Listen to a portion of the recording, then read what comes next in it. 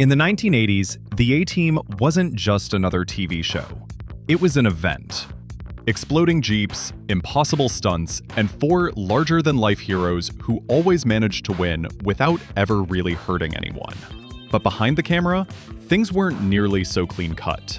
What fans didn't see were the feuds that made filming a battlefield, the wild stunts that pushed TV budgets to the limit, the Easter eggs and urban legends that still spark debates, and the larger-than-life personalities who sometimes clashed harder than the villains on screen.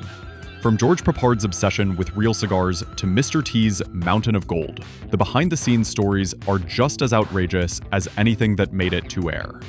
So buckle up and fire up the van, because these 12 weird A-Team facts prove that the truth, or at least the legend, was sometimes stranger than fiction. Number 12. The show was originally called The Rat Pack.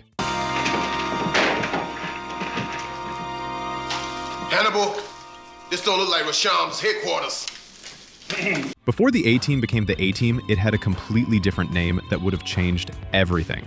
Creator Stephen J. Cannell originally pitched the show as The Rat Pack. Not after Sinatra's crew, but because these were military rats on the run from their own government. NBC executives loved the concept, but hated the name. They worried audiences would confuse it with either the famous Vegas entertainers or think it was some kind of pest control show. So Cannell went back to the drawing board and started brainstorming military terminology. The A stood for Alpha, as in Alpha Team, the best of the best. But here's the kicker.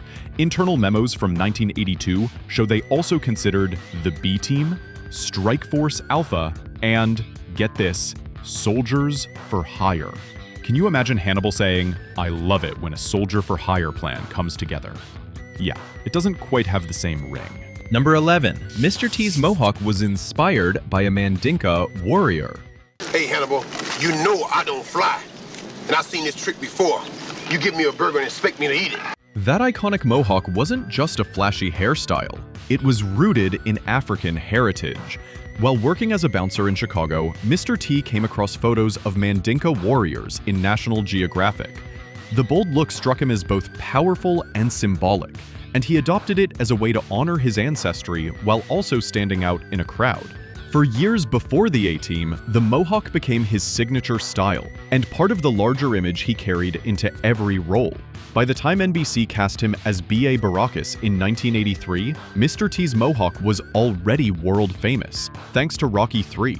Far from being a liability, it was one of the reasons executives knew he'd connect instantly with audiences. What might have seemed risky for primetime television in the early 80s instead became one of the most recognizable images of the decade. Fans didn't just accept it, they loved it. The mohawk turned Mr. T into more than a character. It made him an icon. Number 10. The van almost became a bigger star than the cast. Telling you, Hannibal, that guy was reading our license plate. Well, put a hat on it, huh?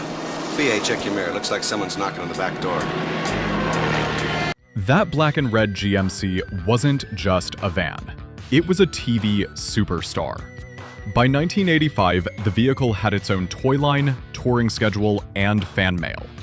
Universal even had multiple versions built, one for stunts, one for close-up shots, and another strictly for publicity tours, where kids could climb inside and pretend they were part of the team. At one point, NBC executives even joked that the van was pulling in higher ratings than some of their sitcoms. While it never officially got its own spin-off, the buzz was so strong that Universal toyed with marketing it like a standalone franchise. The van appeared in parades, on cereal boxes, and even at the Universal Studios theme park as part of a stunt show. And here's the kicker. Collectors still chase the surviving production vans today, driving them to comic conventions where they're mobbed like celebrities. For a vehicle that technically didn't have any lines, the A-Team van sure knew how to steal the show. Number 9. The vanishing episode that fans swear existed. Every great 80s show has its urban legend. And for the A-Team, it's the tale of the missing episode. Hardcore fans still whisper about an installment supposedly filmed in Season 3, a story nicknamed The Coffin Affair. In the legend, the team takes down a funeral home, doubling as an arms smuggling ring. But things spiral way darker than usual. Instead of slapstick explosions and bad guys dusting themselves off, it supposedly showed grieving families, high stakes, and a finale with Hannibal forced into an impossible choice. Of course, no such episode has ever surfaced, and NBC swears it never existed. But the story won't die. Fanzines from the late 80s even printed letters from viewers convinced they'd seen it once before it vanished. Some say Stephen J. Cannell kept a private tape. Others think it was just a case of misremembered episodes stitched together. Whether it's fact or fiction, the legend of the A-Team's lost episode has become part of the show's mythology. And honestly, doesn't every great 80s series need its own unsolved mystery? Number 8. Dwight Schultz was almost too good at playing crazy. Tractor. You don't really see a tractor, do you, Murdoch? You're right, I was just guessing. Well, don't guess. What does it look like? Ink! It looks like ink. Look, see, I've been doing these most of my life, off and on, and I don't see nothing. Howling Mad Murdoch wasn't just comic relief. He was one of the toughest roles on the A-Team. Dwight Schultz had to balance charm, chaos, and just enough madness to make it believable. And he dove in so deep that even his co-stars sometimes wondered if the act ever stopped. Between takes, Schultz would riff in silly voices, argue with imaginary friends, and wander the lot in a straitjacket just to keep people guessing. Rumors spread fast on set. Crew members swore he lived in character, and some even joked that NBC wasn't sure if they'd hired an actor or a patient. During the filming of Taxicab Wars, Schultz amped up Murdoch's paranoia so much that background actors thought he'd gone completely off script, only to realize later that every bizarre move was intentional. It was so convincing that execs briefly considered sending a studio doctor to check on him.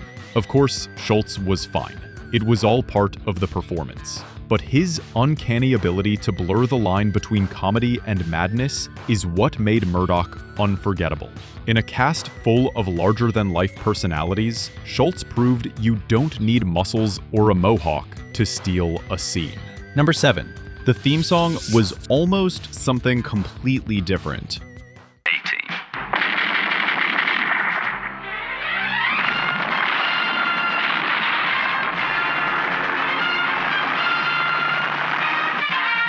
That pounding military march of a theme song is one of the most recognizable in TV history. But imagine if it had gone another way.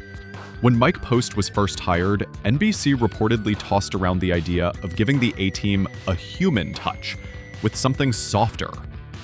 Rumor has it, one early demo leaned on acoustic guitars and syrupy strings. The kind of tune you'd expect under a romantic montage, not a van bursting through a roadblock. When they tested it against clips of Mr. T welding armor and helicopters exploding, the results were unintentionally hilarious. Focus groups cracked up, and one exec supposedly muttered, "We just turned an action show into a soap opera." That's when Stephen J. Cannell told Post to crank up the energy and make it feel like a marching band on adrenaline. Within days, Post delivered the thunderous, horn-driven theme we know today, equal parts military precision and Saturday morning cartoon fun. It hit so hard that the first time NBC played it over the opening credits, everyone in the room knew they had lightning in a bottle. Some legends say an alternate, soft version still sits on a dusty tape somewhere. But if it does, fans may never hear it. Number 6. George Peppard demanded real cigars and paid the price. What's it say? Well, it says, "I love it when a plan comes together." Hannibal's victory cigar wasn't just a prop. It was George Peppard's personal trademark. He flat out refused to puff on herbal substitutes, insisting Hannibal Smith would never smoke anything fake. So every cigar you see on screen, 100% real, handpicked by Peppard himself. The catch was the sheer amount he went through. With multiple takes per scene, Peppard was burning through cigar after cigar, sometimes a dozen in a single day. Crew members joked that you could find the set by following the trail of smoke. By season 3, the toll was obvious. Headaches, nausea, and shaky hands that editors had to cut around in the final footage. Rumor has it the breaking point came when Peppard nearly keeled over mid-scene, still clutching a lit cigar. After that, the production quietly mixed in herbal stand-ins for wide shots, saving the real Cubans for close-ups. Even so, Hannibal cigars became one of the most iconic and costly props of the 1980s. Victory never came cheap. Number 5. Faces Corvette almost had a heist of its own.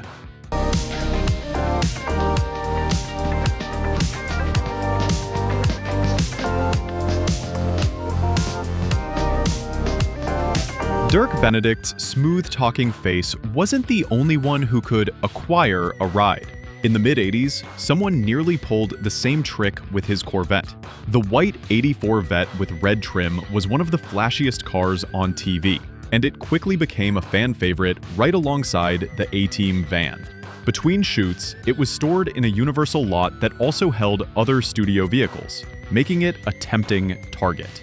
According to legend, one weekend the Corvette mysteriously disappeared. Security logs showed no break-in, no alarms, nothing. Just a missing car come Monday morning. Even stranger, whoever took it passed up other high-dollar vehicles in the lot, making it look like the Corvette itself was the prize. For weeks, the story bounced around the crew, with whispers about car thieves, joyriders, and even jealous studio execs who thought the car was hogging too much limelight.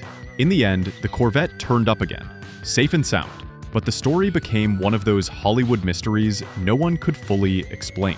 To prevent another scare, Universal quietly built backup versions of Faces Corvette, just in case. After all, in the 80s, even the cars had star power. Number 4. The Cylon cameo was Faces' little wink at the fans.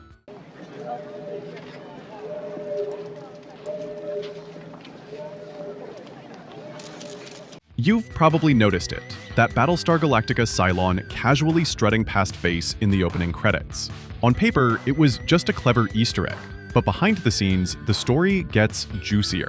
Dirk Benedict, who had played Starbuck on Battlestar Galactica, was still salty about the show's premature cancellation.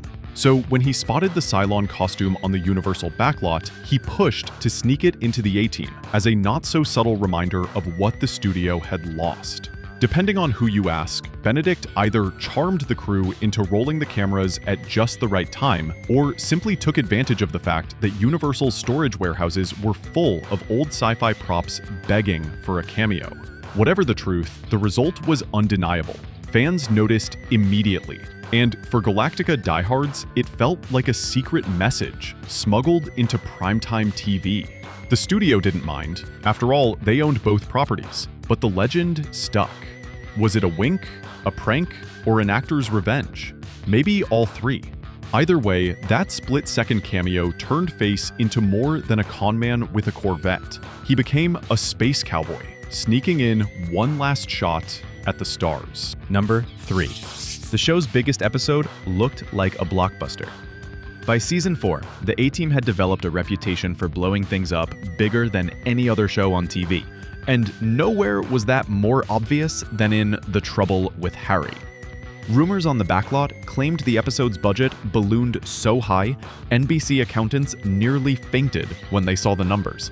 Between helicopter rentals, convoys of stunt cars, and enough explosives to rattle half of Los Angeles, it looked less like a TV shoot and more like a summer action movie.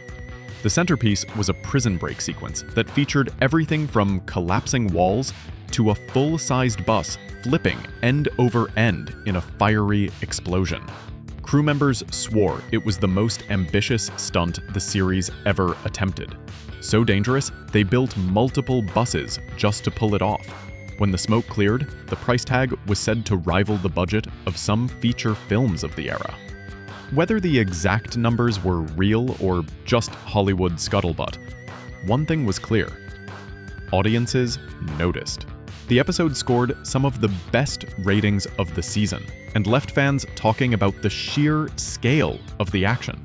Of course, it also meant the show tightened its belt afterwards, leaning on stock footage and recycled stunts to balance the books. In true 80s fashion, they went big and then paid the price. Number 2, Mr. T's gold was worth more than most houses. Everybody knew Mr. T's look: the mohawk, the muscles, and the mountain of gold chains. But during the A-Team's peak, that gold wasn't just flashy, it was legendary. By 1985, estimates put the value of his collection in the hundreds of thousands, some saying over $1 million once you added in the rings, bracelets, and custom pieces. And yes, it was all real. Mr. T refused to touch costume jewelry. If it glittered on his neck, it was the real deal. The sheer weight of it, nearly 40 pounds, turned every scene into a workout. Between takes, assistants sometimes had to hold up the chains so his shoulders could rest. Stunt coordinators joked that the jewelry deserved its own credit since it was just as carefully choreographed as the fights. On set, the gold was treated like another star, insured, guarded, and locked away when the cameras weren't rolling. Mr. T eventually gave up the gold after Hurricane Katrina, calling it disrespectful to flaunt such wealth while people were suffering. But in the 1980s, those chains were more than jewelry. They were armor, identity, and a statement all at once. For a few shining years, he wasn't just acting rich on TV. He was wearing a fortune around his neck. Number 1, George Peppard nearly torpedoed his own show. Here's the wildest A-Team secret of all. George Peppard, the cigar-chomping leader of the squad, nearly became its greatest enemy. By season 4, Peppard's patience was running on empty. He was a classically trained actor, stuck in a series where every week ended with cartoonish explosions and bad guys walking away without a scratch. He didn't hide his feelings, on set or off. Cast and crew recall him being late, grumbling through table reads, and occasionally storming off when a script felt too ridiculous. He clashed with Mr. T, bristled at Dirk Benedict's easygoing style, and grew tired of endless, stunt-heavy episodes. The tension boiled over in whispered stories that Peppard actually wanted out, and maybe wanted the whole show to collapse with him. The rumors came to a head when word spread that Peppard had voiced doubts directly to NBC, telling execs the show had peaked and risked becoming a parody of itself. Whether true or just backstage gossip, it added fuel to the fire. Mr. T reportedly confronted him, and while no punches were thrown, the shouting match became instant legend on the Universal lot. In the end, NBC canceled the A-Team after 5 seasons due to sinking ratings and ballooning costs. But fans still wonder if Hannibal's grumpiest mission was trying to blow up his own team. Years later, Peppard admitted regret, calling it one of the hardest periods of his career, a fitting finale to a show where the drama behind the cameras sometimes rivaled the chaos on screen. So there you have it, 12 weird A-Team facts that prove the wildest action wasn't always on screen. Which of these surprised you the most? And did we miss any stories you've heard floating around about Hannibal, Face, Murdoch, or BA? Drop them in the comments. We'd love to hear them. And if you enjoyed this ride back to the 80s, make sure to hit like and subscribe for more deep dives into the shows that defined the decade. Because sometimes the real mission is uncovering the stories TV never told.